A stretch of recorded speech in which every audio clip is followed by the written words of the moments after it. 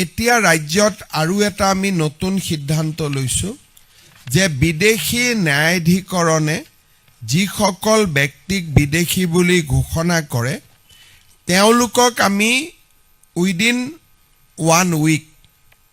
আমি তেওঁলোকক পুশবেক কৰাৰ বাবে সিদ্ধান্ত লৈছো যাতে তেওঁলোকে উচ্চ ন্যায়ালয় উচ্চতম ন্যায়ালয় এই গোটেই প্ৰক্ৰিয়াটোৰে বহুত দেৰি হৈ না যায় বিদেশী ন্যায়াধিকৰণে চিনাক্ত কৰাৰ লগে লগে তেওঁলোকক আমি পুশবেক কৰাৰ বাবে সিদ্ধান্ত লৈছো আমাৰ ৰাজ্যত এই ব্যৱস্থা আৰম্ভ হোৱাৰ লগে লগে আমি ভাবো যে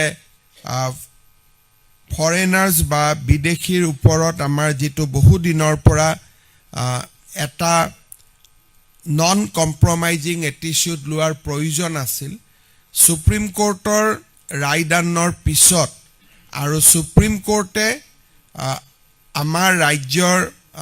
ইলিগেল ইমিগ্ৰেন্ট এক্সপালশন একখনক আভেল কৰি দিয়াৰ লগে লগে এতিয়া আমি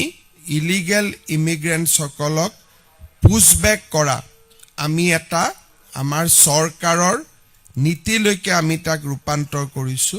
আৰু তাৰ পৰিপ্ৰেক্ষিতত আমাৰ ৰাজ্যত মই ভাবো যে গোটেই বিদেশী নাগৰিকৰ সমগ্ৰ ব্যৱস্থাটোতে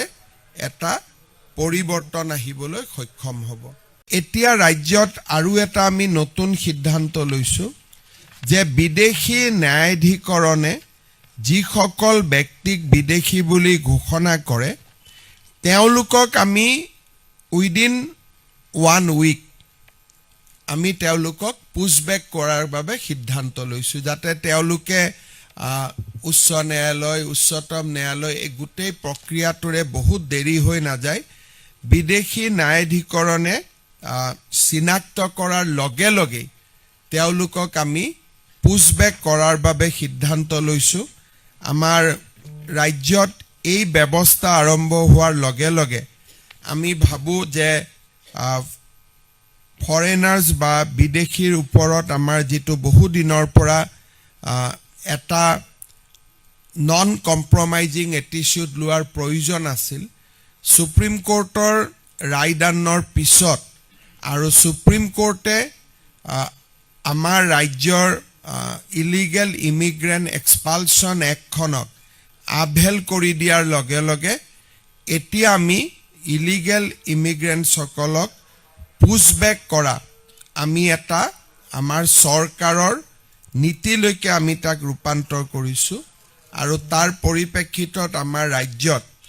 মই ভাবো যে গোটেই বিদেশী নাগৰিকৰ সমগ্ৰ ব্যৱস্থাটোতে এটা পৰিৱৰ্তন আহিবলৈ সক্ষম হ'ব